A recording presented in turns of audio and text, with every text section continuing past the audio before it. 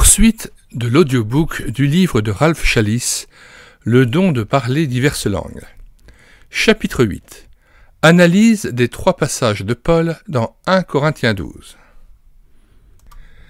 Après ce sommaire de l'enseignement de Paul sur le vrai caractère des dons de l'Esprit, nous sommes enfin en mesure d'examiner sérieusement cette partie précise du texte où Paul traite ce qu'il appelle le don de parler diverses langues entre guillemets. Il s'agit, comme nous l'avons signalé, de 1 Corinthiens 12, verset 10, versets 28 et 30, 1 Corinthiens 13, versets 1 et 8, 1 Corinthiens 14, versets 1 à 33 et versets 37 à 40. Il est évident que, de ces textes, le dernier, le long chapitre 14 de cet épître, est le plus important. Nous l'examinerons dans le plus grand détail. Mais, afin d'être conséquents, nous examinerons préalablement les quelques mentions de « langue » entre guillemets dans les chapitres 12 et 13. De cette manière, rien n'échappera à notre attention. Nous suivrons cette étude en nous référant chaque fois au texte original grec afin d'en déterminer le sens le plus exact. Je tâcherai d'être le plus direct possible en évitant les complications inutiles. Écoutez Dieu d'abord. Il serait bon, avant d'examiner mon commentaire, de relire attentivement les textes eux-mêmes, si possible plus d'une fois dans un esprit de prière.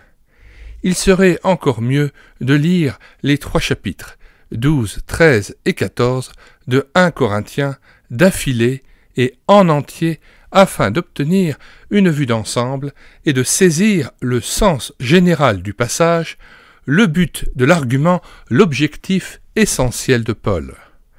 Ensuite, les détails deviendront beaucoup plus compréhensibles. Il serait sans doute utile de noter dans la marge du texte biblique les versets qui parlent entre guillemets de façon vraiment claire, ainsi que ceux qui présentent des difficultés. De cette manière, chacun sera infiniment mieux placé, non seulement pour suivre le développement de mes propos et de mon analyse du texte, mais, ce qui est très important, pour évaluer correctement mes arguments et ceux d'autrui. Cette discipline permettra au Saint-Esprit d'enseigner chacun en faisant appel à la parole même de Dieu. Ainsi, nous éviterons de tomber dans des explications artificielles et arbitraires. Les 3 passages de Paul dans 1 Corinthiens 12. Dans ce chapitre 12, Paul ne fait allusion au « parler en langue » entre guillemets que 3 fois, au verset 10, 28 et 30.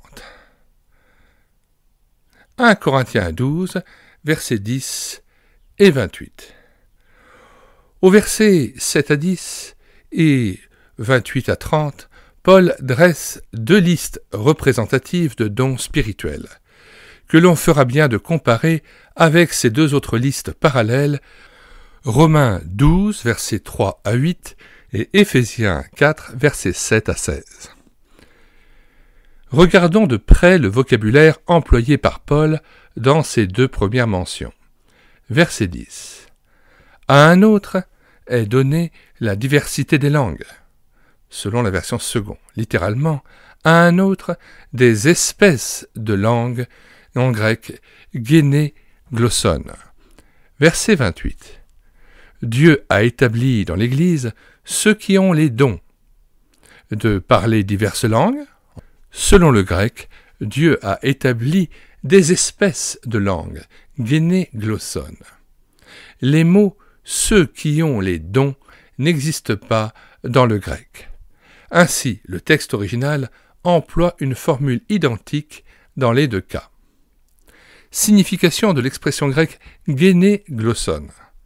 Voici la terminologie précise que Paul emploie dans ce chapitre pour décrire le don des langues, et que Second traduit assez correctement par l'expression « diversité de langues », chapitre 12, verset 10, et « diverses langues », chapitre 12, verset 28. Darby l'a traduit un peu plus exactement. Diverses sortes de langues. Le mot génos, au pluriel géné, qui est traduit dans ce contexte sorte ou diversité, est intéressant. Il dérive de la racine grecque qui signifie engendrer, naître, devenir, et il signifie essentiellement postérité ou famille, ceux que l'on a engendrés. De là, ce mot a acquis facilement le sens de race, nation, nationalité. Sur un total de 21 mentions dans le Nouveau Testament, il se réfère au moins 7 fois, sans compter le texte que nous examinons, à des nationalités. Note 1. En voici les mentions. Marc 7, verset 6, Acte 4, verset 36, Acte 18, verset 2 et 24, 2 Corinthiens 11, verset 26, Galates 1, verset 14 et Philippiens 3, verset 5. Retour au texte. Dans tous les autres cas, il signifie soit famille, soit, par analogie, espèce ou sorte ou genre. Et d'ailleurs, dans l'hébreu de l'Ancien Testament, le mot « famille » au pluriel a couramment le sens de « nation ». L'expression « toutes les familles de la terre » signifie « toutes les nations », et elle revient souvent dans les psaumes, ainsi que dans la promesse faite par Dieu à Abraham dans Genèse 12, verset 3. « Toutes les familles de la terre seront bénies en toi ». David dit au psaume 22, verset 28, « Toutes les familles des nations se prosterneront devant ta face. » Langue ou pseudo-langue.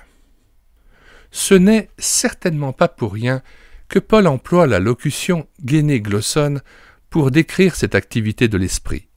Il ne l'aurait certainement pas choisi s'il n'entendait pas ici de véritables langues telles qu'elles sont parlées par les différentes races d'hommes, par les nations. Par cette expression, Paul nous donne une clé pour comprendre le sens du don en question. Il n'emploie pas le mot grec phoné qui aurait un sens plus vague et que l'on pourrait traduire voix ou son. Il dit bien glossa qui signifie très exactement une langue, une vraie langue. De plus, il qualifie ce mot en précisant qu'il s'agit de famille au pluriel, de langue au pluriel. Ces deux passages, à eux seuls, nous aident à comprendre le sens que Paul donne au don des langues. Il est évident qu'il a en vue des langues humaines, exactement comme dans Acte 2. Rien dans ces textes ne nous laisse supposer qu'il avait en vue un langage, entre guillemets, inintelligible. À ceux qui ont de la peine à accepter cette étude, je dis simplement que je ne cherche pas à fonder une doctrine sur ce passage. Il y en a d'autres qui sont beaucoup plus convaincants. Je signale simplement le sens normal de l'expression grecque employée par Paul dans ces deux textes.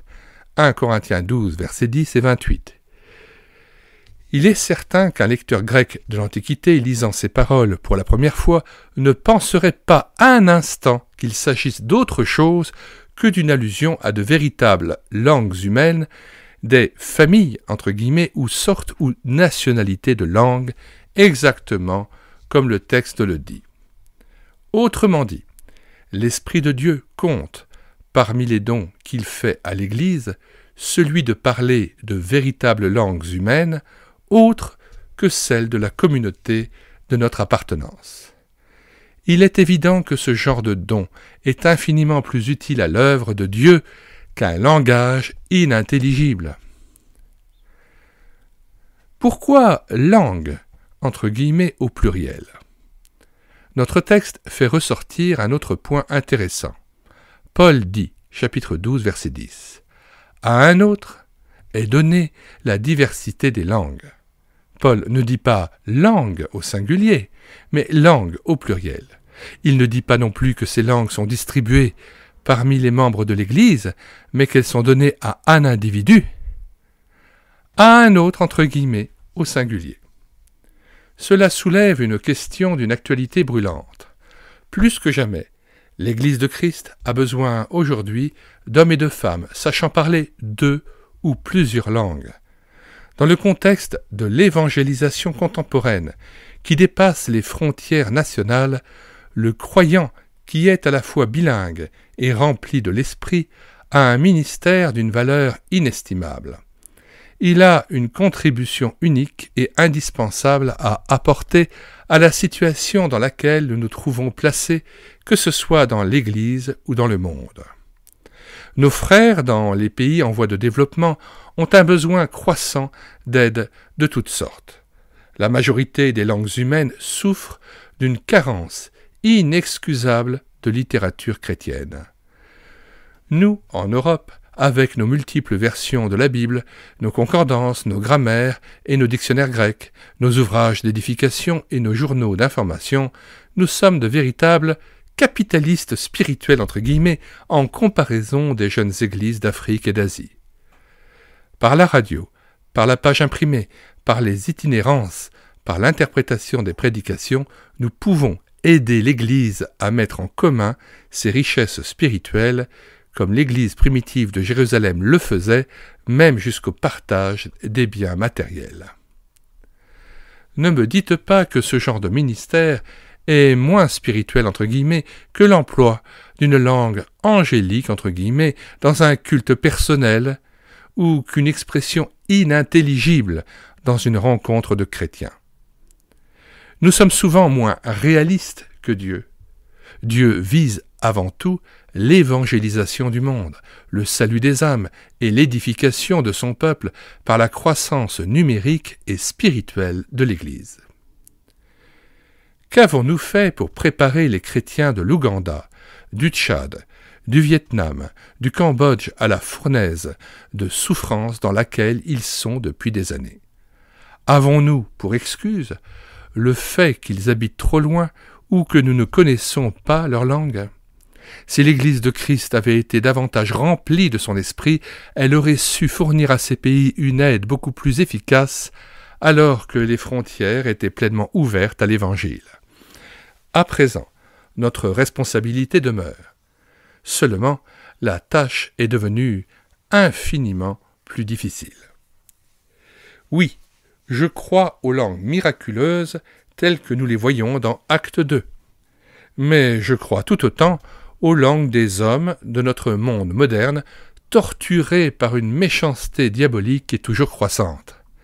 À nous de leur apporter le message de Christ, à nous de leur enseigner tout le conseil de Dieu, entre guillemets.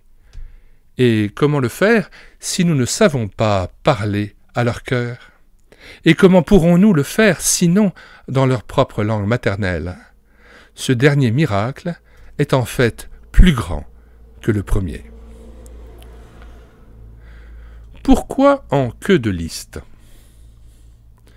Pourtant, ce n'est certainement pas pour rien que Paul met le don des langues au bout de chacune des 2 listes de dons dans ce chapitre, versets 10 et 28. Que ce ne soit pas un accident de sa plume, cela est démontré de façon indiscutable par le verset 28, où Paul affirme catégoriquement que Dieu reconnaît une gradation dans l'importance relative des diverses dons de l'Esprit. Revenons maintenant à ce verset 28 qui contient la 2e mention de Paul sur le don des langues.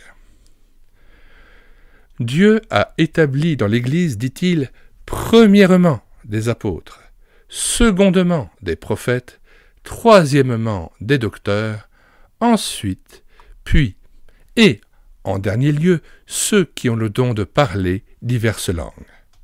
Ce n'est sûrement pas dans le but de ridiculiser le don des langues que Paul lui accorde une place inférieure dans l'économie de Dieu.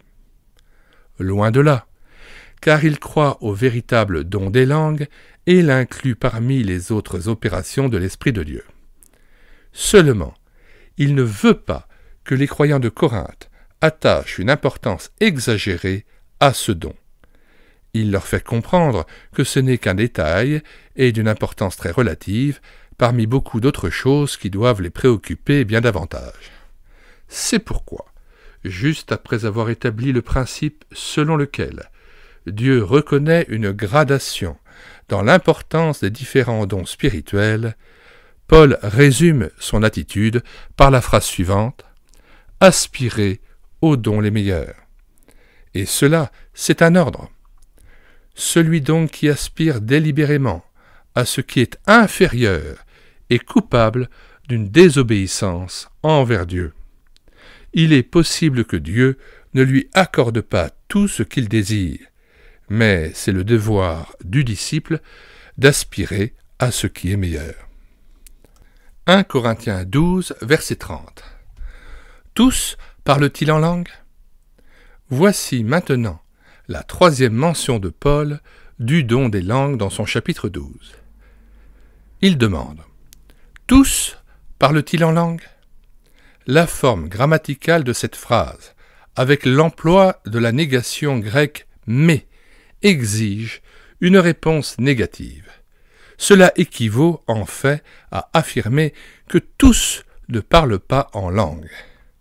Il n'y a pas la moindre ambiguïté dans ce texte. Paul vient d'expliquer dans ces deux listes de dons que ceux-ci sont disséminés parmi les membres de l'Église. Il dit « À l'un est donné par l'Esprit une parole de sagesse, à un autre une parole de connaissance, à un autre la foi, et ainsi de suite. » Quand il dit « Tous sont-ils apôtres, tous sont-ils prophètes, tous sont-ils docteurs, tous parlent-ils en langue ?» La réponse sous-entendue est évidemment, dans chaque cas, non. Vouloir donc imposer à tous les croyants le don des langues est nettement contraire à la parole de Dieu. C'est faire un non-sens de l'enseignement de Paul. Mais Luc ne dit-il pas le contraire ? On me répondra peut-être que, dans le livre des Actes, tous les croyants ont effectivement parlé en d'autres langues, car il est écrit qu'ils furent tous remplis du Saint-Esprit et se mirent à parler en d'autres langues. Nous avons déjà étudié cette question, mais il serait utile de la regarder d'un peu plus près. Il est possible, certes, qu'en ce premier jour de Pentecôte, tous les disciples aient parlé en d'autres langues. À première vue, c'est ce que le texte semble dire, mais cela n'est pas une raison pour contredire l'enseignement de l'apôtre Paul dans 1 Corinthiens 12, verset 30.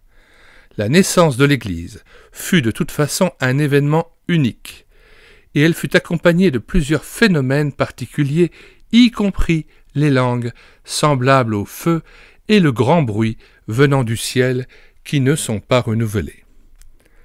Pourtant, comme nous l'avons déjà vu, il n'est pas certain que tous les disciples aient parlé en d'autres langues ce jour-là. Il n'est pas tout à fait sûr non plus que les premiers versets du chapitre 2 des Actes s'appliquent aux 120 plutôt qu'aux 12 apôtres seulement. C'est ce que laisse croire le dernier verset du chapitre 1, puisque les 12 y sont mentionnés de façon particulière. Il est cependant très probable que, dans Acte 2, versets 1 à 4, il s'agisse des 120 dans leur totalité. Mais là encore, répétons-le, le texte ne dit pas de façon explicite que tous ont parlé en d'autres langues. Il affirme qu'ils étaient tous ensemble dans le même lieu et qu'ils furent tous remplis de l'Esprit. Pourtant, ceux qui connaissent le grec remarqueront que le mot « tous », grec « pantes », est placé dans la phrase de manière à qualifier le verbe « furent remplis », mais pas nécessairement le verbe « se mirent à parler en d'autres langues », c'est entendu. Si Luc avait vraiment voulu nous faire comprendre que tous les disciples s'étaient exprimés en langue, il aurait sûrement placé le pronom « tous » pantes avant et non après le verbe « furent remplis », grec « eplesthesan ». Ce pronom aurait ainsi servi à qualifier les deux verbes à la fois.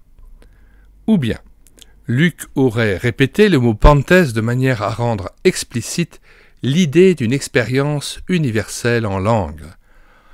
Or, il ne l'a pas fait.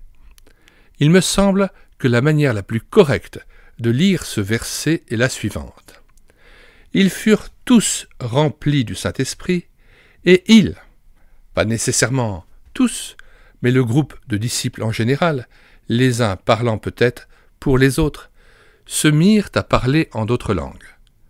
Cela n'exclut pas la possibilité que tous aient parlé en langue, mais il n'est pas possible de l'affirmer. Pouvons-nous réellement concevoir 120 personnes parlant toutes à la même occasion pour se faire comprendre par les auditeurs? L'Esprit de Dieu ne peut être l'auteur d'une confusion pareille. Avant de quitter Acte 2, rappelons-nous ce que Pierre dit dans sa prédication. C'est ici ce qui a été dit par le prophète Joël. Note 1.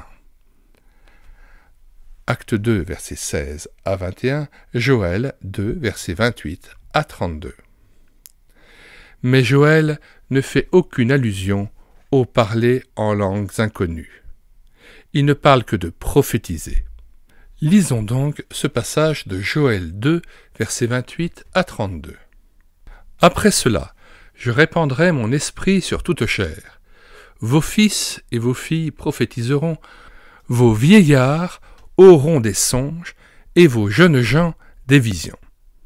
Même sur les serviteurs et sur les servantes, dans ces jours-là, je répandrai mon esprit. Je ferai paraître des prodiges dans les cieux et sur la terre, du sang, du feu et des colonnes de fumée. Le soleil se changera en ténèbres et la lune en sang, avant l'arrivée du jour de l'Éternel, de ce jour grand et terrible. Alors quiconque invoquera le nom de l'Éternel sera sauvé. Le salut sera sur la montagne de Sion et à Jérusalem, comme a dit l'Éternel, et parmi les réchappés que l'Éternel appellera. » Retour au texte. Avec reprise de la phrase précédente. Avant de quitter Acte 2, rappelons-nous ce que Pierre dit dans sa prédication. C'est ici ce qui a été dit par le prophète Joël. Mais Joël ne fait aucune allusion au « parler en langues inconnues », entre guillemets, il ne parle que de prophétiser. Puisque l'apôtre Paul nous apprend, par 1 Corinthiens 14, à différencier la prophétie, que nous allons étudier un peu plus loin, et le « parler en langue » entre guillemets, je refuse de croire que Pierre ou Joël, sous l'inspiration du même esprit, se soit trompé en confondant ces deux termes. À mes yeux, la meilleure explication de cette citation de Joël par Pierre est que les disciples se sont presque certainement exprimés des deux manières. Certains parlaient en langue et d'autres prophétisaient. Cette explication n'est pas fantaisiste. Nous avons vu dans notre commentaire sur Acte 10, verset 46, que Pierre entendait les convertis de la maison de Corneille parler en langue et glorifier Dieu. Nous avons pris également en considération le fait que, lorsque Paul, dans Acte 19, 6, imposa les mains aux 12 hommes d'Éphèse, il parlait en langue et prophétisait. Si à Césarée et à Éphèse, l'effusion de l'Esprit a produit ces deux formes d'expression simultanées, serait-il étonnant qu'à Jérusalem, l'Esprit ait agi de la même façon? Cela n'a pas tellement d'importance pour notre discussion, mais ces réflexions nous amènent à conclure que même Acte 2 n'enseigne pas que le don des langues soit accordé à tous les croyants, pas plus que les chapitres 10 ou 19 des Actes. Remarque sur 1 Corinthiens 12, verset 31. Avant d'examiner les textes de 1 Corinthiens 13, regardons la manière dont Paul conclut son argument du chapitre 12 sur les dons et comment il introduit sa conception de l'amour dans le chapitre 13. Aspirez aux dons les meilleurs, et je vais encore vous montrer une voie par excellence. 1 Corinthiens 12, verset 31, version seconde. Ce verset est très souvent interprété de manière à créer un contraste et même une opposition entre les dons de l'esprit et le fruit qui est l'amour, comme si l'on pouvait avoir soit l'amour sans aucun don, soit un don sans connaître l'amour. On ne fait qu'ajouter à la confusion quand on affirme que l'amour est simplement l'un des dons de l'esprit parmi les autres. Certains l'appelleraient le plus grand des dons, allant jusqu'à dire qu'avec l'amour, ils n'ont pas besoin d'être enrichis d'un autre don. Pourtant, aux yeux de Paul, l'amour n'est pas un « don » entre guillemets. Comme nous l'avons déjà dit, il est plutôt le mobile ou la force motrice du don. Quand l'Esprit de Dieu remplit un homme, cet homme commence à aimer. L'amour de Dieu atteint les autres à travers sa personnalité transformée. Sa vie est une « explosion » entre guillemets d'amour divin. Or, pour que cet amour soit utile à autrui, il faut qu'il prenne une certaine forme. Il doit être canalisé entre guillemets d'une manière ou d'une autre. Et ce canal entre guillemets n'est autre chose que le don entre guillemets spirituel. Le don est une capacité de transmission de l'amour de Dieu. Autrement dit, un moyen de servir Dieu et ses semblables. Un don est une qualification spirituelle qui permet à l'homme d'être utile en communiquant l'amour de Dieu autour de lui. C'est une grosse erreur de supposer que les dons de l'esprit, en tant qu'action divine, puissent exister indépendamment du fruit de l'esprit. Galates 5, verset 22. Les dons ne sont en réalité que les moyens par lesquels l'amour de Dieu est transmis. L'amour de Dieu, en agissant, prend une orientation différente selon la personnalité et la condition de l'individu. L'amour et le don sont deux choses parfaitement distinctes. Pourtant, il n'est pas possible de les séparer, pas plus qu'on ne peut dissocier l'œil du sang qui lui apporte la vie et la santé, ou bien la sève de la branche de l'arbre. Je n'ai pas trouvé de version qui traduise cette phrase, chapitre 12, verset 31, de Paul d'une manière satisfaisante. Aussi voudrais-je la retraduire ici moi-même. Pour ceux qui savent le grec, je donne les paroles mêmes de Paul. Après nous avoir fait comprendre dans les versets précédents, chapitre 12, versets 20 à 30, qu'il y a des dons plus importants que d'autres, Paul nous dit « Zeloute de ta charismata ta meizona » Zeloute de ta charismata ta meizona. Recherchez, zeloute, cependant, les dons, ta charismata, les plus grands, ta meizona. Puis il ajoute immédiatement après cette phrase Kai eti, kat hyperbolon odon humin deichnumi. Et d'ailleurs, Kai eti, je vous montre, humin deichnumi, une voie odon, kat hyperbolène. Paul veut leur montrer quelque chose en rapport avec la recherche des dons spirituels, une voie à suivre, mais quelle voie? J'avoue qu'il est difficile de faire ressortir le fond de la pensée de l'apôtre. L'expression qui suit, kat hyperbolène, signifie littéralement à outrance, au-delà de toute mesure, de façon extraordinaire. Les versions courantes la rattachent au substantif odon, voie ou chemin, comme si elle servait d'adjectif. Pourtant, j'ai fait des recherches linguistiques sans trouver un seul exemple d'un usage semblable. Je préfère la considérer telle qu'elle est en réalité, comme une locution adverbiale que l'on rattacherait normalement à un verbe. Il n'est cependant pas facile de voir à quel verbe elle se rattache. En fait, il y a ici deux verbes, aspirer et je vais vous montrer. Logiquement, elle devrait modifier le deuxième de ces verbes. Mais cette solution ne semble guère acceptable. On dirait presque qu'il faut, après tout, la traiter d'adjectif comme le font la majorité des versions.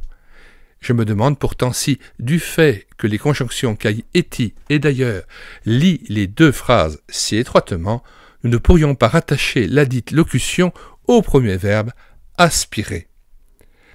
Malgré l'anomalie grammaticale, il me semble que cela correspond réellement à la pensée de Paul. il vient de parler des dons spirituels. Maintenant, il nous dit non seulement de rechercher les meilleurs, mais de les rechercher d'une certaine manière au moyen d'une voie par excellence. J'aimerais traduire la phrase entière de la façon suivante. Aspirez donc aux meilleurs dons, et d'ailleurs, je vous montre la façon la plus formidable de le faire, c'est-à-dire d'y aspirer, ou peut-être je vous montre comment y aspirer à outrance. Là-dessus, Paul écrit son chapitre sur l'amour. Il nous exhorte à chercher avec zèle les meilleurs dons, mais il ne veut pas que nous les cherchions en étant animés d'un zèle charnel. Ce zèle amer dont parle Jacques dans son épître, chapitre 3, versets 13 à 18. Paul nous fait comprendre que la voie par excellence de cette recherche est précisément l'amour. Cet amour qui est véritablement le fruit de l'esprit. La plénitude de l'esprit produit en nous l'amour miraculeux de Christ. Cet amour cherche à tout prix à s'exprimer et il le fait à travers le don qui est accordé à chacun. Le don lui-même n'est qu'une expression de l'amour de Dieu en Christ. C'est donc une folie que de rechercher ce don par une motivation charnelle, car dans ce cas, le don lui-même ne peut pas provenir d'une action du Saint-Esprit. Même si le don revêtait des aspects surnaturels, nous ne pourrions pas l'attribuer à l'œuvre de Dieu. Il pourrait même être une contrefaçon satanique. Paul nous fait comprendre ici que si le mobile de notre recherche n'est pas l'amour divin qui sait se sacrifier, souffrir et s'effacer comme Jésus-Christ l'a fait, le résultat est vain. Il y aura peut-être beaucoup de bruit et même des phénomènes remarquables, mais l'empreinte de la main de Christ n'y sera pas. C'est pour cette raison que Paul, avant d'aller plus loin, écrit le chapitre 13 de son épître, afin de définir sans équivoque la nature du vrai amour, celui qui émane de la plénitude du Saint-Esprit. Pour ceux qui nous ont rejoints en cours de route, en cours de lecture d'audiobook, nous invitons nos auditeurs à écouter les précédentes vidéos. Nous mettons dans le commentaire de cette vidéo, dans la description, le lien d'accès à la playlist de l'audiobook de cet ouvrage de Ralph Chalice, Le don de parler diverses langues. Nous y mettons aussi le lien de téléchargement de l'ouvrage gratuitement. Le téléchargement se fera à partir du site internet médiathèquechrétienne.fr, site que nous avons bâti en synergie avec cette chaîne YouTube, Elle écoutait sa parole, afin d'assurer la réédition numérique gratuite des ouvrages chrétiens épuisés et non réédités comme l'était cet ouvrage de Ralph Chalice. Nous remercions aussi les amis de Ralph Chalice de m'avoir confié la réédition numérique de cet ouvrage qui est d'un grand secours dans ces temps de troubles et de confusion. C'est pourquoi nous avons mis aussi dans la description de très nombreux liens vers d'autres ouvrages qui vous éclaireront sur le parler en langue. Et en premier, j'aimerais souligner celui de Georges Birch, qui était un ami personnel de Ralph Chalice et qui avait eu un ministère béni pour tester, mettre à l'épreuve les esprits de langue selon le commandement de Dieu exprimé par Jean dans 1 Jean 4, versets 1 à 6 que nous lisons. Bien-aimés, n'ajoutez pas foi à tout esprit. C'est un ordre. Alors, le texte est très clair, il s'agit de ne pas faire confiance à tout esprit. Mais éprouvez les esprits pour savoir s'ils sont de Dieu, car plusieurs faux prophètes sont venus dans le monde. Reconnaissez à ceci l'Esprit de Dieu. Tout esprit qui confesse Jésus-Christ, venu en chair, est de Dieu. Et tout esprit qui ne confesse pas Jésus n'est pas de Dieu. C'est celui de l'Antéchrist, dont vous avez appris la venue et qui maintenant est déjà dans le monde. Vous, petits enfants, vous êtes de Dieu et vous les avez vaincus, parce que celui qui est en vous est plus grand que celui qui est dans le monde. Eux, ils sont du monde, c'est pourquoi ils parlent d'après le monde, et le monde les écoute. Nous, nous sommes de Dieu, celui qui connaît Dieu nous écoute, celui qui n'est pas de Dieu ne nous écoute pas. C'est par là que nous connaissons l'esprit de la vérité et l'esprit de l'erreur. Fin de citation. Et donc George Birch, dans son ouvrage « Le ministère de délivrance », que j'ai traduit d'américain en français et que j'ai assumé en audiobook sur cette chaîne YouTube et l'écouter sa parole, et dont vous trouverez le lien de téléchargement en anglais et en français dans les commentaires de cette vidéo, dans cet ouvrage, George Birch témoigne à la fin de sa vie des centaines de cas où il a été amené à tester l'esprit de langue, mais aussi à délivrer certains chrétiens de liens occultes ou de liens spirituels, d'esprits mauvais même, qui avaient envahi la personne de ces enfants de Dieu qui s'étaient égarés dans un faux évangile, un faux Jésus, un faux Saint-Esprit qu'ils avaient reçu en y donnant des droits. Eh bien, je vous invite vraiment à télécharger cet ouvrage et à écouter notamment le chapitre 8 en audiobook ou à lire le chapitre 8 sur le fait de tester et de mettre à l'épreuve les langues, les esprits de langue. Et vous verrez qu'à chaque fois qu'il a testé l'esprit de langue en lui demandant s'il confessait Jésus-Christ venait en chair, eh bien, à chaque fois, l'esprit refusait catégoriquement de confesser que Jésus-Christ avec son titre, était venu en chair. Et ça montrait bien que c'était l'esprit de l'Antéchrist, que c'était des démons qui avaient envahi le corps de ces chrétiens. Et donc, après avoir chassé cet esprit de langue, le chrétien retrouvait sa liberté et pouvait à nouveau être rempli de l'Esprit Saint et ne plus être ainsi le temple d'une puissance étrangère, mais bien le temple de Jésus-Christ lui-même et du vrai Esprit Saint. Voilà, nous vous invitons, avant de nous séparer, à aller consulter le site médiathèquechrétienne.fr où vous attendent 1200 ouvrages que j'ai numérisés, parmi ceux qui étaient épuisés et non réédités, et que je mets à nouveau à votre disposition pour l'enrichissement de votre vie intérieure et votre connaissance de Dieu et de Christ. Nous vous disons au revoir et à bientôt pour une prochaine vidéo. Il s'agira de l'analyse des deux passages de Paul dans 1 Corinthiens 13.